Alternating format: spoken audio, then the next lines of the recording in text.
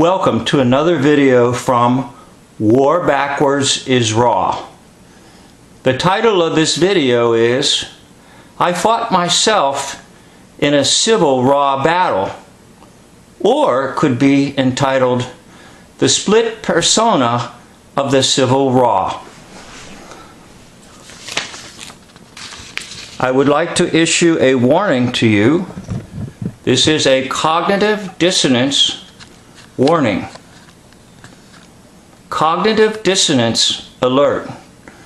What you are about to see will conflict with what has been placed into your mind and brain, and therefore it will be very difficult for you to adjust to what I'm saying in this video. However, I would encourage you to continue on and keep watching this video.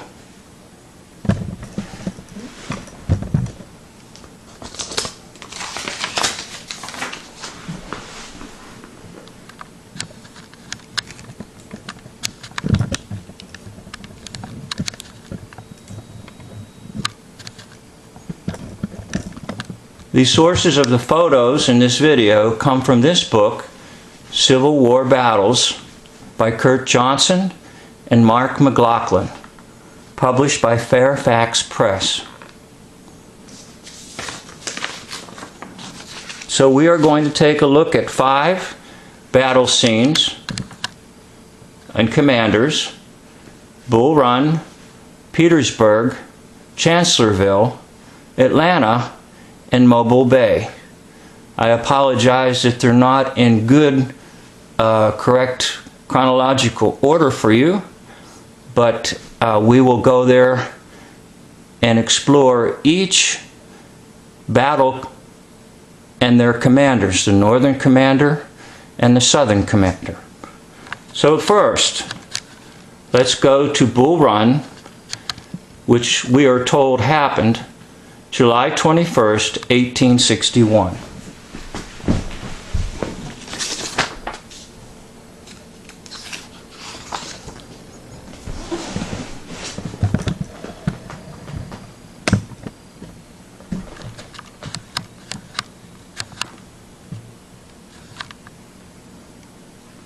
Okay, here we are at Bull Run, and our 2 commanders are Irwin McDonald and P.G.T. Beauregard.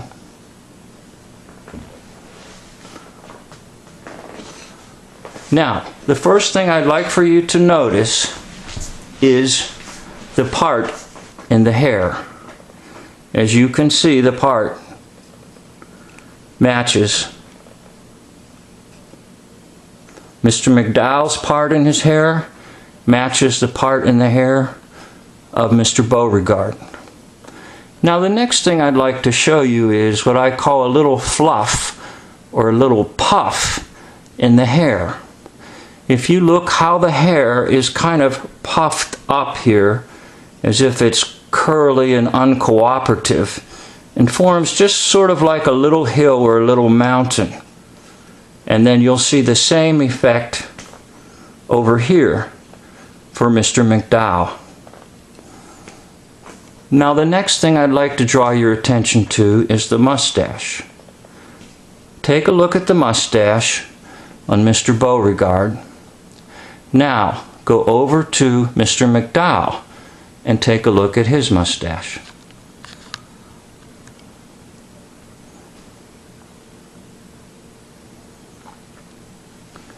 I would like to draw your attention to the hair that was grown underneath the lower lip down to the chin on Mr. Beauregard. Now I'd like for you to project that little hairline over here to Mr. McDowell. And of course add some more hair, glue it on, or grow it, whatever you'd like to do. And basically you're looking at the same individual, the same persona. Now the next thing I'd like to do is point out the ear. Fortunately, this photograph, along with the other photograph, was taken in the same position. So we have a good look at the left ear.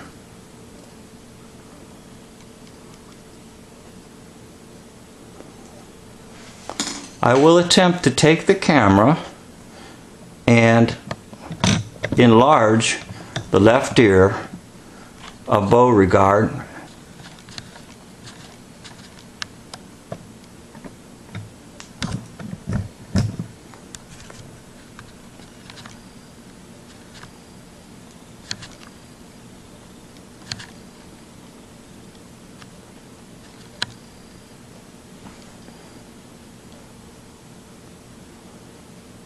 Try to familiarize yourself with the pattern of the left ear of Beauregard.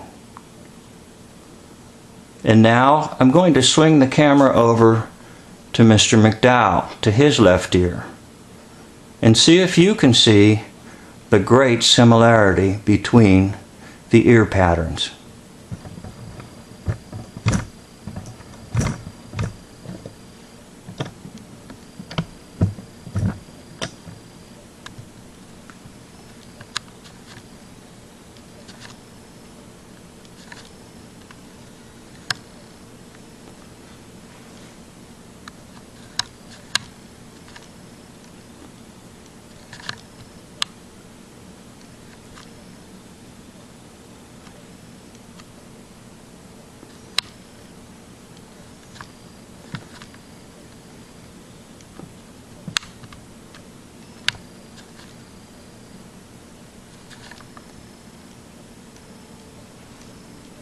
Well, I apologize for the equipment. My videos are rather primitive, and I'm not hung up on the fact that I'm not highly skilled in creating videos, nor is my equipment high-tech. However, I hope that my points are high impact on you. So let me take you now to the next location, which will be Petersburg.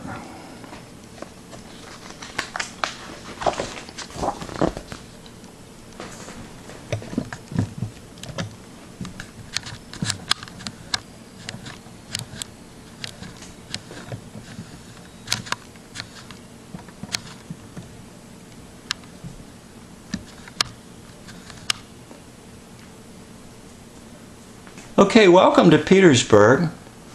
And on the left we have the Northern Commander, Mr. John Gibbon. And on the right we have Mr. Ambrose Hill. Now, once again, I'm going to draw your attention to certain facial features. I want you to take a look at the nose of Mr. Ambrose Hill. And now jump on over here to Mr. John Gibbon. It appears to be a very strong, good match. Now, another thing we can do is, once again, we can take a look at the ears. And the ear pattern of Mr. Ambrose Hill's is kind of hidden a little bit. But I'll try my best to get the camera to show you both patterns at the same time.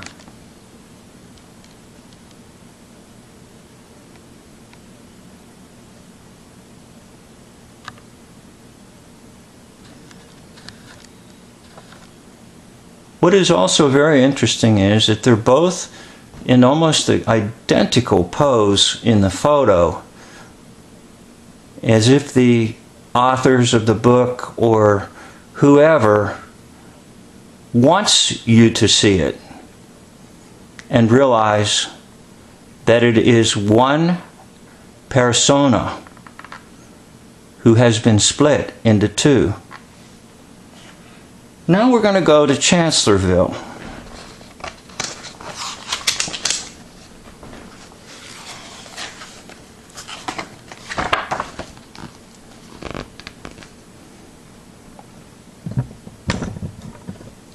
So welcome to Chancellorsville, and welcome to Mr. Hooker. On the left, the North, and of course the famous Thomas Jackson, known throughout history as Stonewall Jackson. Once again, we can look at hair patterns and the forehead. Look at the pattern of hair on Mr. Jackson. How there's this cut and this void here, almost creating a little hump. And look, you'll see a very similar thing on Mr. Hooker. You can also see how the hair comes down and forms, and it is pretty well seen on Mr. Hooker like an M. And that's very interesting too, the letter M. However, one of the best things that we can do, once again, is to take a look at the ear. Take a look at the left ear of Mr. Jackson, and then the left ear of Mr. Hooker.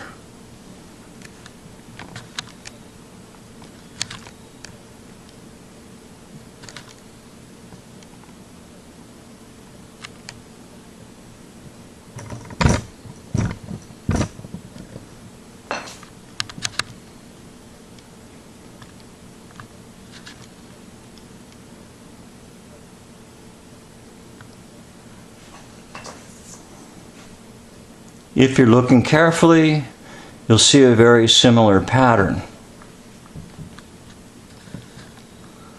Now, one other feature I want to show you is we're going to go to Mr. Hooker first. Let's look at this sideburn that he has coming down off of his hair. You can project that and see that actually right here. So let's add some hair, let's glue it on, and basically you'll see the formation of another character. And of course, Mr. Jackson is roughed up a little bit. He's got some dark circles here under his eyes, but Mr. Hooker is portraying and emanating and almost radiating light. As you can see, the lighting is different, the shading is different, but essentially you're looking at the same persona. Next we go to Atlanta. Off to Atlanta, where we meet the famous William Tecumseh Sherman. And of course, on the right is Mr. Johnson.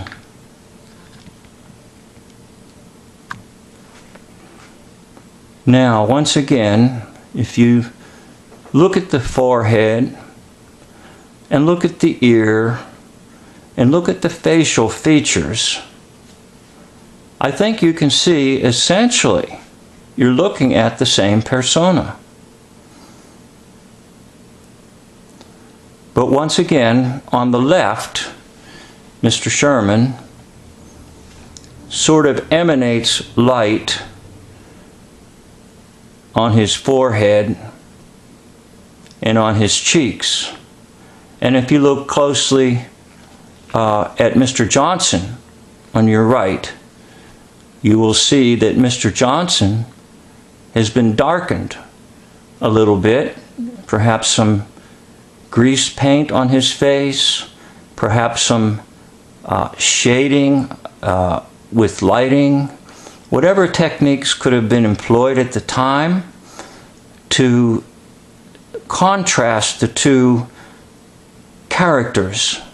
Mr. Sherman sort of showing the light and Mr. Johnson kind of showing the dark. And once again, we'll try to go to the ears and allow you to see the ear patterns, and we'll see if we can keep them both within the same frame.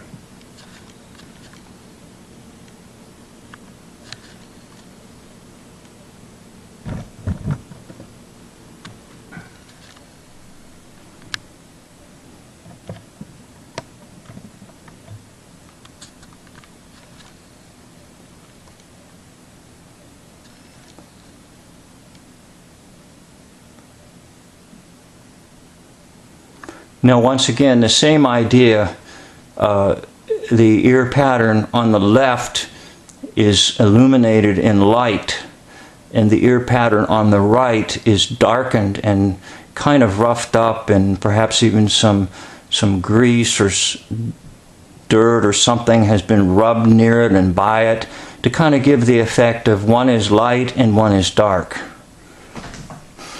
All right, now we're going to go to another location. And this location will be Mobile Bay. That'll be our last location.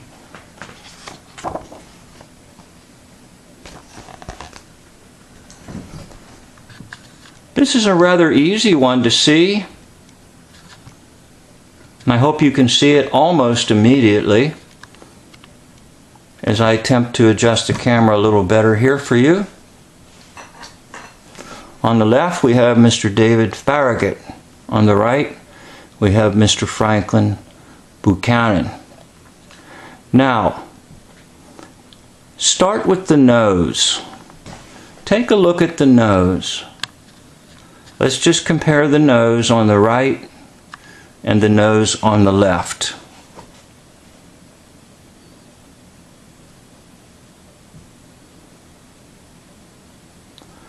Let's take a look at the lips.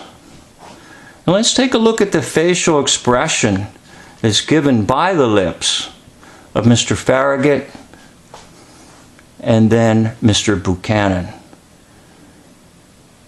The lips accompanied with the facial expression seem to be almost identical. Now once again, the light and the shading seems to be very important, because on the left, Mr. Farragut, it is very clear and illumined with light and almost radiating in a sense from the facial features. And then on the right, Mr. Buchanan, his facial features seem to be gruffed up, perhaps a little bit of dirt smeared on him, perhaps some whiskers that he grew and they added some grease or dark paint on it to contrast him with the light. He's kind of a shady character, so to speak, by the photo, not necessarily by what's recorded in history. And if you look at the forehead, you'll see pretty much the same shape of the skull and the forehead. And then of course the hair is kind of a different story, but we'll start with Mr. Farragut. And if you can just imagine that these are like pieces of string or rope, and if you can in your mind eliminate this so-called hair here, you'll see how his hair above his right ear is puffy, and you'll almost see the identical puffiness with Mr. Buchanan. So remove the hair on Mr. Farragut on his head, look at the skull shape, add a little extra hair right over here and fluff it up a little bit, almost like a piece off of a carpet or a piece off of a poodle, and then kind of darken everything a little bit, and then collapse the cheeks on Mr. Buchanan. Have him hold his air in and sort of collapse his cheeks, and then over here in Mr. Farragut, have him puff his cheeks out a wee bit. Now let's go back to the nose and back to the lips. And if you take these lips and put them over here and put these lips over here, you'll see how very, very similar these commanders are.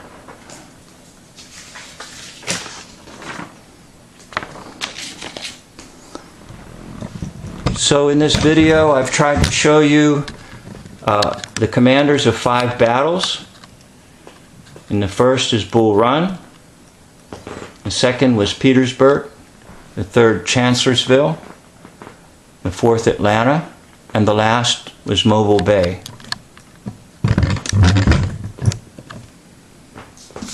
Now let me talk just a little bit about what I mean about the split persona.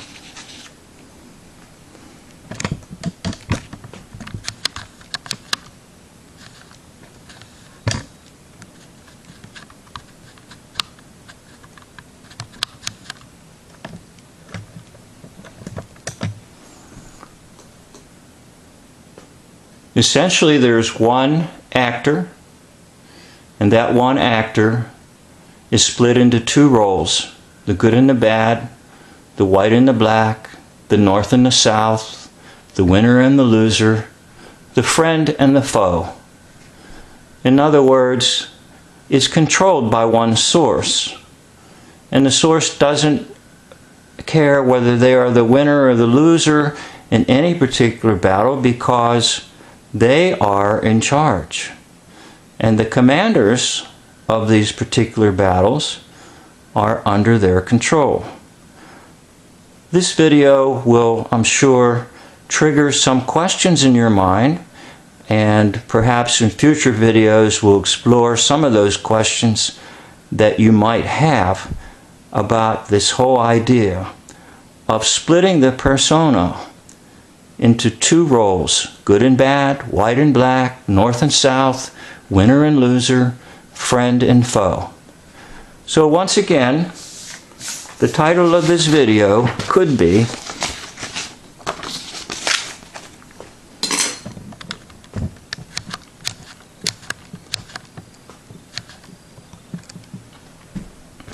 I Fought Myself in a Civil Raw Battle, or The Split Persona of the Civil Raw.